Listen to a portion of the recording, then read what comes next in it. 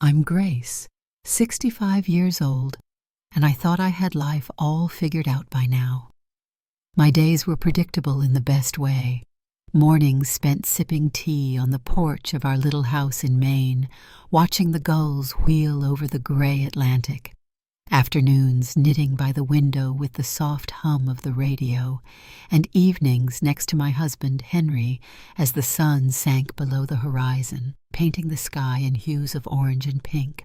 We'd been married for 38 years, a quiet life stitched together with habit and comfort. I'd always told myself that was enough. But one night at Henry's retirement party, a single conversation turned everything I thought I knew upside down. The party was held at the Rusty Anchor Inn, a weathered old place perched on a cliff overlooking the sea. It was the kind of spot that smelled of salt and old wood, with creaky floors and a big stone fireplace that roared against the March chill. Lanterns hung from the wooden beams, casting a warm glow over the room, and the windows were cracked open just enough to let the ocean breeze slip in. Henry had spent 35 years as a fisherman, a man tethered to the tides, and this was his send-off after decades of hauling nets and braving storms. His crew was there, a rowdy bunch with wind-burned faces, along with a handful of neighbors and friends from town. I'd slipped into a soft green sweater and a long skirt, nothing flashy, just something to look nice for him. He was in his element standing by the bar, his deep laugh rolling out as he waved his calloused hands, retelling stories I'd heard 100 times. I didn't mind standing off to the side, nursing a glass of cider and nodding along to small talk with the other wives, that is, until Daniel approached me. Daniel was Henry's oldest friend, a widower in his late 60s, with silver hair that caught the light and a voice like warm gravel, rough but soothing. He'd been a fixture in our lives forever. Barbecues in the summer, card games in the winter. But we'd never had much to say to each other beyond polite hellos. That night, though, he found me near the dessert table, a spread of lemon tarts and chocolate cake that I'd been eyeing. "Grace," he said, his hazel eyes locking onto mine, "can I steal you for a minute?" My stomach did a little flip. Why me? But I managed to smile and nodded. "Sure," I said, setting my glass down and following him as he led me through a side door out onto the inn's quiet porch. The air was cool out there, sharp with the tang of the sea. The noise of the party dulled to a murmur behind us, replaced by the steady whisper of waves crashing against the rocks below. He gestured to a wooden bench, and I sat, smoothing my skirt over my knees as he settled beside me. The tension hung between us, subtle but thick, like the first hint of a storm rolling in over the water. He rubbed his hands together, the sound of his rough palms scraping against each other filling the silence. He looked nervous, which wasn't like him. Daniel was always steady, the kind of man who never seemed rattled. Finally he spoke. "It's about Henry," he said, his voice low. My heart skipped a beat. "Is something wrong?" I asked, sitting up straighter. Henry was healthy as far as I knew, tough as the oak trees that lined our street, but my mind jumped to the worst. Daniel shook his head, his eyes flicking up to meet mine. "No, nothing like that," he said, pausing as if weighing his next words. "But there's something I think you ought to know." I could feel the weight in his tone, a seriousness that made my pulse quicken. "What is it?" I pressed, my fingers tightening around the edge of the bench. He leaned forward slightly, his elbows resting on his knees, and took a slow breath. "I've known Henry forever, Grace, since we were kids running wild on these shores. I've watched him haul nets through ice and wind, weather storms that'd break lesser men, build this life with you. He's a good man. I'd never say otherwise, but he's blind to what's right in front of him." I frowned, my brow creasing. "What do you mean?" I asked, my voice barely above a whisper. Daniel's gaze held mine, steady and unflinching. "You," he said simply. "He doesn't see you anymore, not the way you deserve to be seen." The words hit me like a cold wave, sharp and unexpected. My chest tightened and I felt a flush of defensiveness rise up. "That's not true," I said quickly, though my voice wavered. "Henry's good to me. He's always been good to me." Daniel nodded, but there was a quiet intensity in his expression that stopped me from saying more. "He is," he agreed. "But tell me, Grace, when was the last time he really looked at you, not just as his wife, but as the woman you are?" I opened my mouth to answer, to tell him he was wrong, that Henry noticed me plenty, but no words came. My mind scrambled for a moment, a memory, something to prove him wrong, but all I could think of were the quiet nights, the way Henry would come home, eat the supper I'd made, and then retreat to his shed to tinker with his old boat engine, leaving me alone with the dishes and the silence. Daniel watched me, his eyes softening as the silence stretched on. "I don't mean to upset you," he said finally, leaning back, "but sometimes an outsider sees what those inside can't." I exhaled slowly, my breath shaky. "Daniel, I started, but I didn't know how to finish. His words had stirred something inside me, a ripple I couldn't ignore. He gave me a small, knowing smile, then stood, brushing off his hands. "You don't have to say anything now," he said. "Just think about it, Grace." I nodded, my hands trembling slightly as I smoothed my skirt again. He stepped back, gesturing toward the door. "I'll let you get back," he said, and I stood, feeling the warmth of his presence beside me as I walked past him, the weight of his words pressing heavy on my chest. Back inside the rusty Anchor Inn, the party was still alive, the clatter of plates and the low rumble of laughter filling the air. I slipped through the door from the porch, the warmth of the room wrapping around me like a blanket after the crisp night air. My cider was still where I'd left it on the table, but my hands felt too unsteady to pick it up. Daniel's words echoed in my head. "He doesn't see you anymore," and I couldn't shake them, no matter how hard I tried. I glanced across the room at Henry. He was still by the bar, his broad shoulders shaking as he laughed with his crew, his face lit up with a joy I hadn't seen directed at me in years. I stood there for a moment, watching him, and something inside me twisted. I wanted to brush off what Daniel had said, chalk it up to a friend sticking his nose where it didn't belong. Henry was a good husband. He'd never raised his voice, never let me down when it mattered. He'd bring me wildflowers from the cliffs sometimes, their stems tangled with grass, and leave them in a jar on the kitchen counter. He'd fix the leaky sink without me asking, his hands steady and sure. But as I stood there, the memory of those small gestures felt distant, like they belonged to a different time, a different us. When was the last time he'd looked at me the way he looked at his fishing buddies now? Alive, present, like I was more than just part of the furniture? I forced a smile and made my way over to the dessert table again, picking up a lemon tart, just to have something to do with my hands. One of the wives, Mary, sidled up beside me, her cheeks rosy from the wine. "Quite a night, huh?" she said, nudging me with her elbow.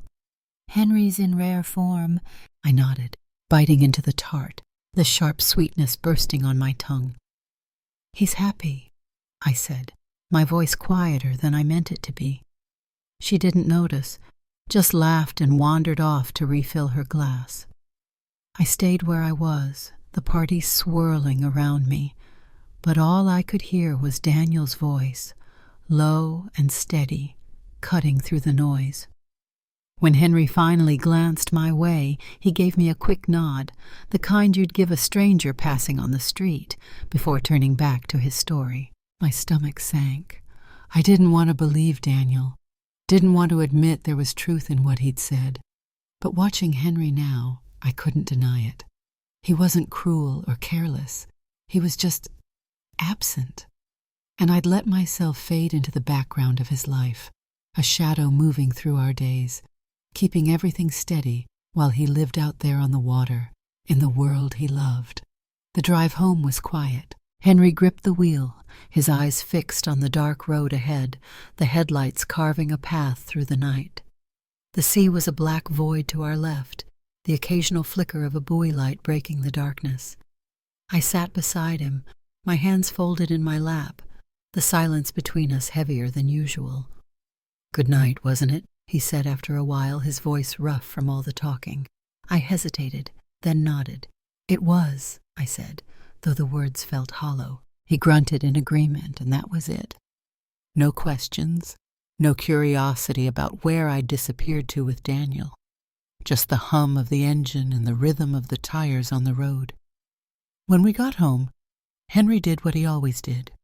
Hung his coat on the rack, set his keys in the little wooden bowl by the door, and shuffled off to the shed out back to tinker with something.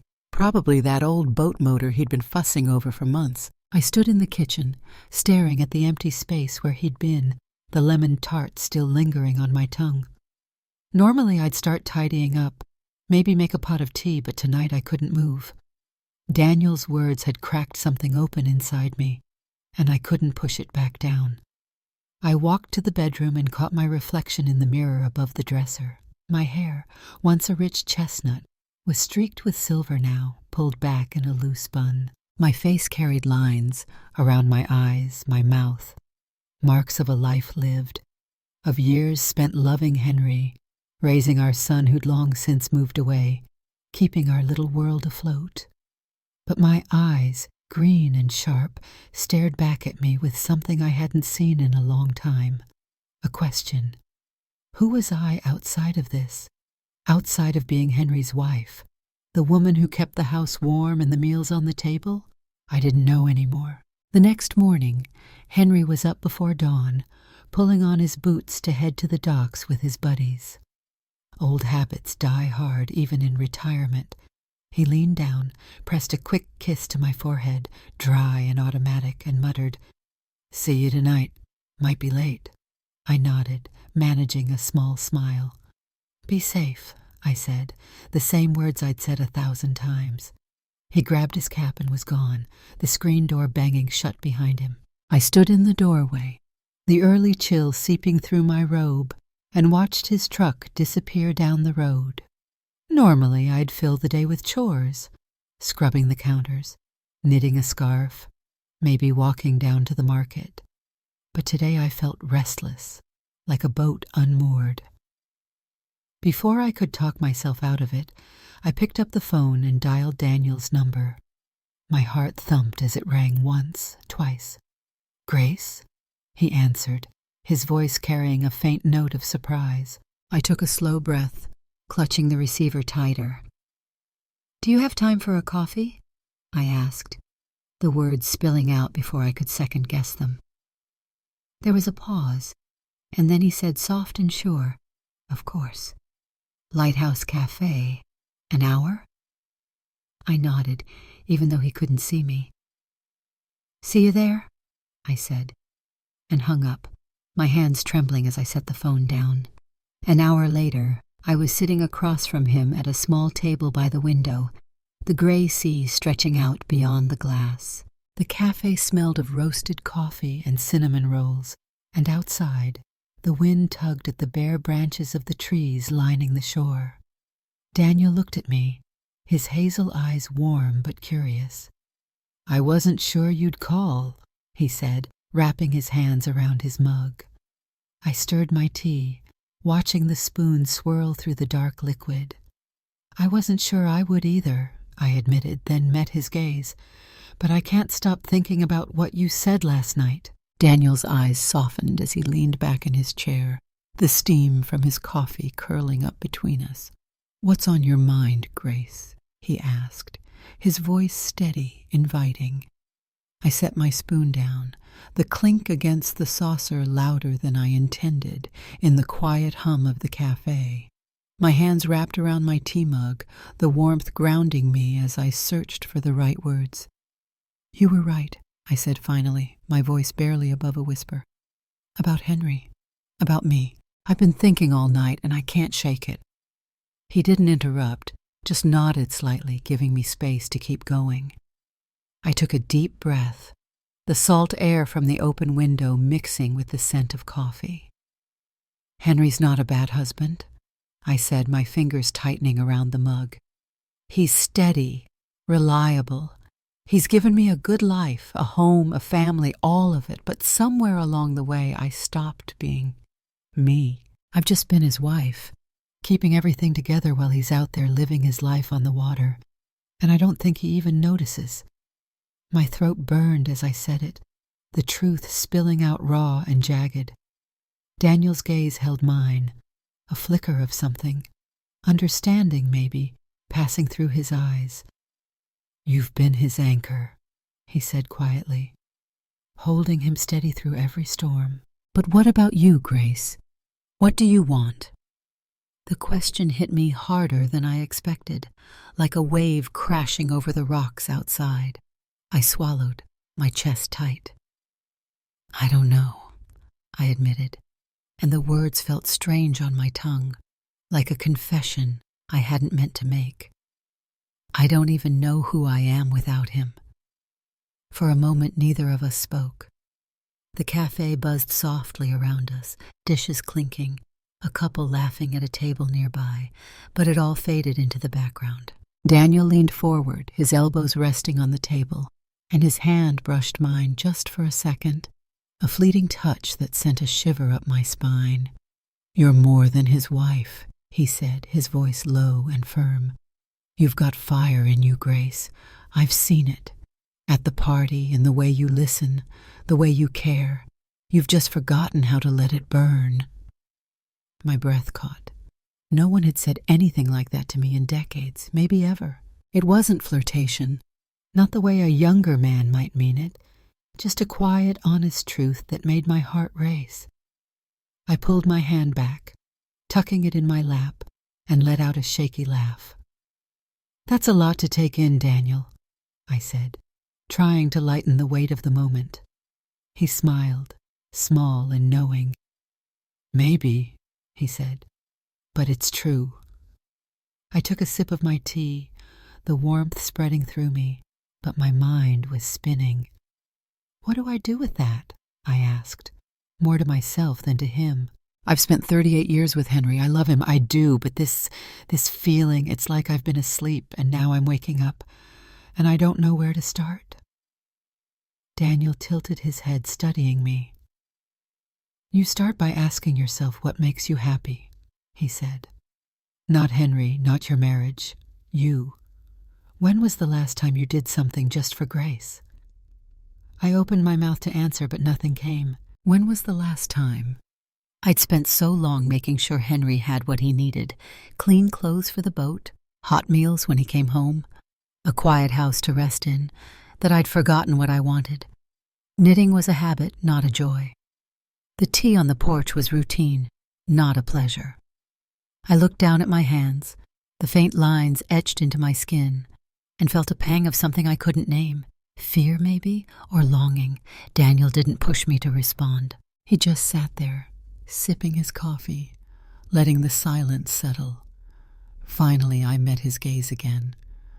"This is terrifying," I said, a nervous laugh slipping out. Thinking about myself after all this time. His smile widened just a fraction. "Terrifying's a good start," he said. "Means you're feeling something real." I didn't know what to say to that, so I just nodded, my heart thudding against my ribs. That night, Henry came home late, the familiar smell of salt and engine oil clinging to him as he kicked off his boots by the door.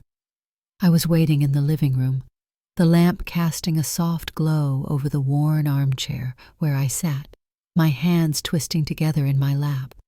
He barely glanced at me as he shrugged off his coat. "Long day," he muttered, rubbing the back of his neck. Those boys don't know when to quit talking. Normally I'd have smiled, asked him about it, but tonight I couldn't keep it in any longer. "Henry," I said, my voice cutting through the quiet. "We need to talk." He froze, his hand still on his coat, and turned to look at me, his brow furrowing. "What's wrong?" he asked, his tone cautious, like he was stepping onto thin ice. I took a deep breath, my heart pounding so hard I could feel it in my throat. "I feel like I'm disappearing," I said, the words tumbling out before I could stop them. "Like you don't see me anymore." "Not really." His frown deepened, and he took a step closer, his boots scuffing the floor. "Grace, what are you talking about? Where's this coming from?" His voice was gruff, defensive, and it only made the ache in my chest sharper. "It's been there for years," I said, standing up now, my hands trembling. "I've spent my life being the wife who keeps everything running. Your meals, your home, your world. And I love you, Henry. But somewhere along the way, I stopped being seen. I stopped mattering." He blinked, his mouth opening and closing like he didn't know what to say. "Grace, he started, then shook his head, running a hand over his face. "I didn't know you felt like this." I stepped closer, my voice breaking. "Did you ever wonder?" I asked, searching his eyes. "Did you ever stop to think about me, about us, beyond the routine?" He stared at me, his jaw tight. And in that silence I saw it, a flicker of realization, maybe guilt, in his weathered face. The air between us crackled, heavy with all the things we'd never said, and I knew there was no going back now. Henry sat down hard in the chair across from me, his hands resting on his knees, his shoulders slumping, like the weight of my words had finally hit him. The living room was quiet, the only sound the faint tick of the clock on the mantel, and the distant crash of waves against the cliffs outside.